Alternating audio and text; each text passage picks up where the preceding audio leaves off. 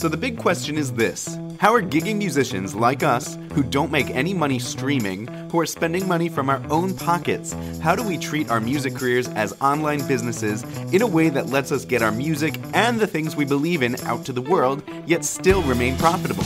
That is the question, and this podcast will give you the answer. My name is Jared Judge, and welcome to the Gigging Musician Podcast. Hey gigging musicians, it's Jared. Today I wanted to talk about dealing with difficult clients. So if you're in the live event booking industry for a while, you know, it happens to everybody. You eventually have to deal with a difficult client. This could either be like somebody who's directly booked you, or a member of their family, or even a member of the venue staff who just simply doesn't like you for some reason. But specifically, I'm going to tell you a story that I was dealing with a couple years back about a difficult client. So this was a client I think it was in 2019. They were booked for a wedding in the summer, kind of in the suburbs of Milwaukee, a little closer to Chicago. And it was the mother of the bride who had booked us. And so we... during the booking and planning process, there were a couple of moments where when I was talking with this person, I kind of, you know how you get that feeling like the hairs on the back of your neck raise, or just you start to get some little red flags going up here and there, but maybe yellow flags, because I guess I didn't get enough of a bad vibe to say, no, I'm not going to go through with this booking. So we went through the booking process. And just, I guess the things that raised some of the yellow flags were just some of the way that the emails were worded that made it clear that as the musician, you are subservient. You are, I don't know, you're not my equal. And I felt that in the conversations we were having and the emails. But it wasn't bad enough for me to actually say, no, I'm not going to book you. So I booked them. And then we do our typical planning process using a contract and a deposit, all through Book Live Pro. And then I had sent them the client portal so that they could pick their songs. They did that completely fine.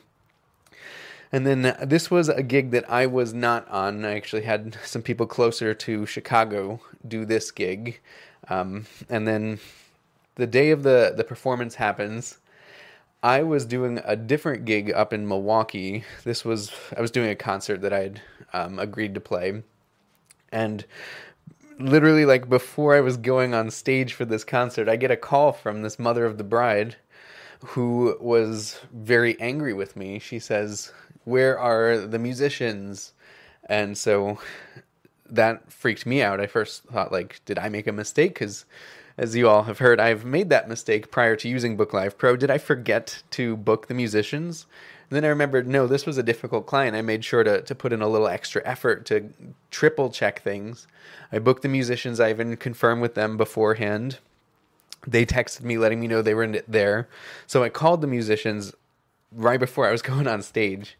And I said, hey, are you guys at this gig? I'm getting a call from the mother of the bride. The musicians said, yeah, we're exactly where the contract told us to be. And so I called the mother of the bride back, and I said, just got a report from the musicians saying they're exactly where they're supposed to be in the contract. Apparently the mother of the bride looked in a different spot and then couldn't find the musicians, even though they were within 100 feet of her and they were playing. And so I got them in touch with the musicians. The musicians moved to where this mother of the bride wanted them to be, even though it was different than what they had laid out in the contract. And I guess they had talked. I didn't hear anything after that. I presume the gig went fine. So then after my concert, I called my musicians to find out what happened. They said, hey, yeah, we showed up, and we showed up early, went to the spot where they told us to be, and set up and played. And then this angry mother of the bride came over to us saying, you guys aren't where you're supposed to be. What are you doing? So we moved and continued playing and didn't hear anything after that. And then after the concert and everything, after the wedding, I get a call from the mother of the bride, and we chat, and she's very angry with me, telling me all about how the musicians were giving her attitude, which I'm not sure. I wasn't there. I don't know the whole story. But there were some racist things said, which is not okay. My musicians should not ever have to be the subject of that, and I feel really bad when this like kind of stuff happens. And so I call her out on that, which I probably shouldn't have gotten a little, involved in that sort of conversation, but it was just not good. I did not handle this difficult client well, and so eventually we get off the phone and we're both still angry, and then she leaves a bad review for us on Facebook, which, as you know, reviews are super important. They're the lifeblood of your reputation. So then later I actually met another string quartet musician on the East Coast who, he was telling me about how when he runs his group, he deals with difficult clients. The more gigs you get, the more difficult clients you're going to run into. And so he was telling me about a recent one, and what he started to do was that he actually started to offer them partial refunds if something the quartet did that merited a refund. And obviously the more gigs you do, the more we're treating this as a business, and refunds are a part of this. But he only offers them refunds if they agree to sign a non-disclosure agreement. And so what a non-disclosure agreement is, if you don't know it, it's a contract between two parties that says, if we do something, like if we give you a refund, in exchange, you agree to not disclose any information surrounding the events of this agreement, which would take the form of you will not post a review online. And so this is an interesting thing. He said that his lawyer drafted him a non-disclosure agreement, and since then, he's tried this with several difficult clients, and they've all signed it, and he's offered them minimal refunds. Only for if one of the quartet members didn't show up, he offered them a quarter refund in exchange for them signing a non-disclosure agreement.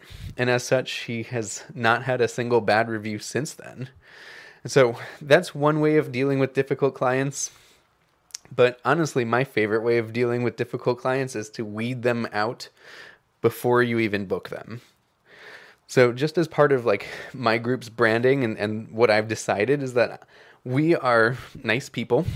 We set our boundaries because we don't want to deal with not nice people. And so what I should have done for that client earlier in the story was I should have listened to my gut. I should have listened to those yellow flags and turned them red and said, no, this is a client that's going to prove very difficult for me in the future. And I could feel it. I just should have listened to my gut and said, this is not a gig worth taking.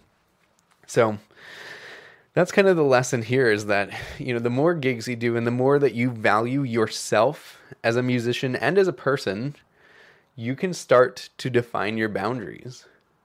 Defining your boundaries is okay, and it's good. It's a good thing because, you are not a one-stop shop. You are not a one-size-fits-all musician. You don't have to be treated as somebody's subservient. You deserve to be treated as an equal, and you deserve not to have to deal with difficult clients. The only difficult situations that you should ever have to deal with should be, honestly, your fault. But that's why you plan and prepare in advance, so you don't put yourself into difficult situations. So that's the lesson today. Don't deal with difficult clients. And if you do, think about a non-disclosure agreement. But yeah, if you're interested in learning more about the systems that I use to make this happen, go ahead and check out booklivepro.com. If you like this episode, make sure to subscribe, like it, and share it. And here's to you never having to work with a difficult client ever again.